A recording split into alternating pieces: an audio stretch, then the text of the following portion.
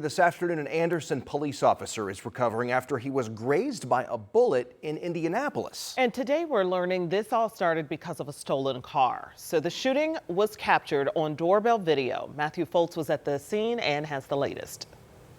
This is what's left of that Dodge Charger that was stolen earlier this morning. You can see it's now sitting in someone's front yard here in the Woodruff neighborhood. And I spoke with family members of the man who owns this vehicle. They say they chased the suspects all the way here from Wanamaker, where it was stolen earlier this morning. 13 News obtained this home security footage showing the moments that stolen car crossed the median before 6 shots were fired. Some of the shots you just heard coming from an off-duty Anderson police officer. Witnesses say he was trying to stop 2 suspects driving off in his car. I spoke with the officer's girlfriend at the scene, and she tells me that he and her brother tracked down the suspects to the Woodruff neighborhood just east of Arsenal Tech High School. Her brother tells me that he rammed his truck into the stolen car, causing the suspects to crash just before shots were fired. Upon arrival, officers located an adult male with minor injuries consistent with a gunshot wound. Metro Police say officers responded shortly after 6:30 and transported the injured off-duty Anderson officer to a nearby hospital, and we're told he's going to be okay. Now, right now, Metro Police say they still need your help finding the suspects involved in this incident. They say the suspects are 2 black men. One was wearing a black hoodie. The other was wearing a gray or white top. Anyone with any information is asked to give police a call. Reporting on Indy's East Side, I'm Matthew Foltz, 13 News. All right, Matthew, and now to Monroe County. That is where there's still a lot of cleanup after Friday's powerful tornado. The National Weather Service says it was an EF2 that touched down and left a path of destruction behind. Fortunately, though, no lives were lost, but the damage is extensive. Some of that damage is just south of downtown Bloomington, and that's where we find 13 News reporter Emily Longnecker for us this afternoon. Emily?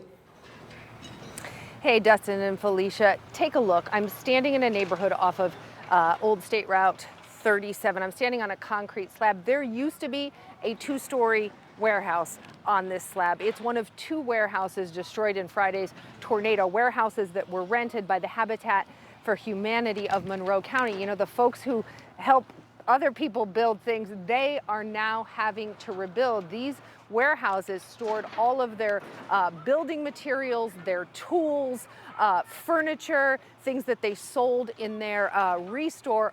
All of it pretty much destroyed. You can see this Habitat for Humanity truck, part of the warehouse right down on it.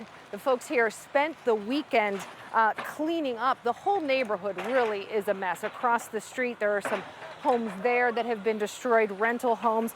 Yeah, and just you can see this is the cleanup that has been going on here all day. There's a crane over there. If you can see, it's lifting up. There was a storage trailer that actually was picked up and came down on a car that was across the street. And I want to show you something really crazy here. In all of this destruction, right? In all of this destruction from the tornado, take a look. These are snacks that were in the warehouse. They are fully intact, right? There's a bag of Cheetos. The Cheetos in here, fine. The Fritos, fine. The Doritos, fine. All in this bag. There's a light bulb over here that's completely intact in this little trouble light. So it really kind of speaks to the randomness of the destruction that can happen here. And the folks here telling me, you know, that makes it all the more terrifying. So they have insurance, they can rebuild, they will be okay. They're not so sure about some of their neighbors across the street. And the great irony is these are the folks that worry about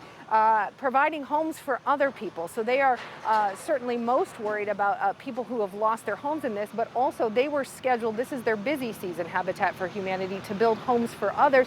They were set to start building a lot of homes here coming up. They're still going to do that. It's just going to be delayed. The people who build things for others now need help rebuilding. Dustin, Felicia?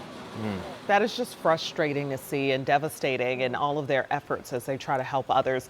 Emily Longnecker, thank you for taking us there and for just sharing some of the help that they need. It's just incredible, as she mentioned, what is destroyed and then what is untouched with these storms. It's always fascinating just to see that. And we had some satellite passing over the weekend. In fact, yesterday, and high resolution NASA satellite, we can compare it to the same location on the left there, May 15th, and then I've circled the scar of the tornado during its track across Brown County. You can see that right there. Within a lot of that was trees that were scoured. And by the way, this is a preliminary EF2 assessment. The National Weather Service office will continue to do damage surveys in Brown County to see if it needs to be elevated. This was the debris ball from what you just saw, that scar, and a lot of that was trees the radar was picking up. So whenever we get a debris ball on radar, you know it is a strong tornado, and indeed that's what it was, and it lifted right around Ogleville before it crossed I-65. Severe weather going on to our west. I will tell you that the setup in the Central Plain states today will be much different than what we will have here locally go tomorrow. However, with that said, we have a risk for severe weather. But all of these individual cells that are producing tornadoes right now will congeal into a complex, and that will be impacting us come tomorrow morning. I want you to know about that. You're going to hear the rain hitting your roof as early as 3 in the morning, and it will be a wet commute tomorrow morning. This won't be severe. Street flooding, yes. Heavy rain, thunder, lightning, yes.